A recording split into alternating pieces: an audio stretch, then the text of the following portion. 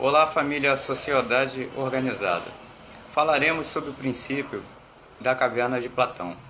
Então, imagine você que você tenha aprisionado um grupo de pessoas desde a infância dentro de uma caverna, virados para o fundo da caverna, de forma que as suas pernas e braços não tenham movimento e nem a sua cabeça, e nem as suas cabeças, restando apenas como opção a essas pessoas olhar para o fundo da caverna, para a parede. Imagine também que dentro do interior dessa caverna escura, apenas um pequeno facho de luz atravessa toda a caverna, se projetando ao fundo dessa caverna. E a única coisa que esse grupo crescerá dentro dessa caverna vendo é a projeção dessa luz na parede à frente de seus olhos. Vamos imaginar também que a fonte luminosa é muito intensa, mas não para iluminar totalmente a caverna, e apenas um pouco desse facho é que chega ao fundo da caverna. Imaginemos que essa fonte luminosa está no extremo oposto da caverna, situado na saída da caverna. Vamos imaginar também que entre essa fonte luminosa e a entrada da caverna passe uma estrada, e nessa estrada, ao longo dela, é erguida uma mureta, de modo que a fonte projeta no fundo da caverna a sombra dessa mureta.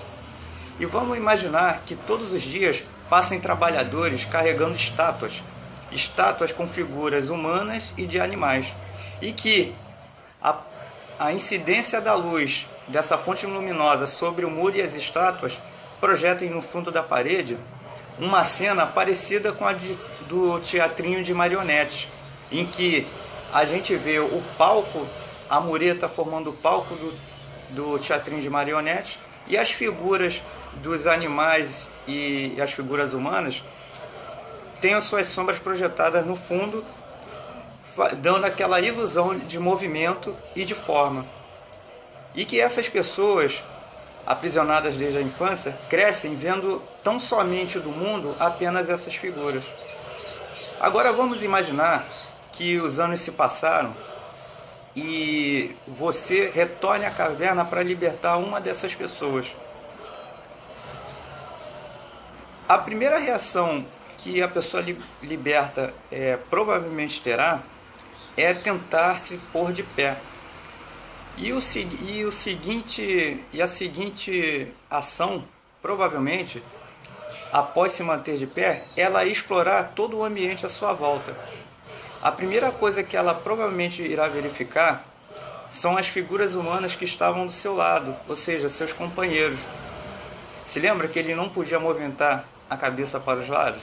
Então, à primeira vista, ele vai identificar um semelhante. O próximo passo, ele será induzido provavelmente pela fonte luminosa que está no exterior. Então, com muita dificuldade, ele vai explorar toda a caverna, seguindo em direção à fonte luminosa e, portanto, à saída. E ao sair, o primeiro impacto que ele vai ter é com a luz, porque seus olhos ainda não estão habituados à claridade externa. Então, logo seus olhos se adaptem, a próxima coisa que provavelmente ele fará é vasculhar todo o ambiente com o seu olhar. E ele vai poder constatar tudo que existe do lado de fora. Então, provavelmente, atraído pela beleza e pela novidade que seus olhos veem pela primeira vez, ele vai explorar todo o ambiente da maneira que ele puder. E ele vai verificar a presença da mureta e da estrada. E também ele verá as figuras que eram projetadas na parede. A curiosidade o fará pular a mureta e alcançar a estrada. E ao fazer isso, ele verificará que aquelas estatuetas que ele viu do outro lado, elas eram carregadas por pessoas semelhantes a ele. Então, ele provavelmente irá concluir de que ele e seus companheiros não são os únicos e que há mais seres humanos como eles, embora ele não saiba se definir como tal. Provavelmente, o próximo passo que ele fará, levado pela curiosidade, é seguir esses homens que carregam essas estatuetas. Por uma questão de inteligência, ele vai associar aquelas sombras que ele sempre viu às estatuetas que ele pôde ver à sua frente. Então, seguindo esses homens, provavelmente ele verificará que há organizações humanas, aldeias, residências, verá pela primeira vez pássaros, animais, rios, lagos, vegetação e etc. Bom, o que Platão diz é que, com tanta novidade, a felicidade será tão tamanha que o primeiro impulso que ele terá é retornar à caverna para poder compartilhar toda a alegria e toda a sensação de liberdade que ele experimentou. Então, ele retornará à caverna e o primeiro passo que ele tentará fazer após retornar é libertar os seus companheiros. Uma vez liberto, ele vai passar para esses todas as novidades que ele viu. Bom, e o que Platão diz a respeito é que todos os seus companheiros estarão incrédulos com tudo aquilo que esse primeiro indivíduo liberto e que retornou e que os libertou está passando para ele. Platão diz também que provavelmente haverá, supostamente, uma discussão, porque eles dificilmente acreditarão no que aquele indivíduo, à primeira vista louco, está passando para eles. Isso porque, da realidade, eles só têm aquilo que eles viram durante anos, desde a infância, projetado na parede. Então, Platão diz que haverão provavelmente duas reações. A primeira já foi dita.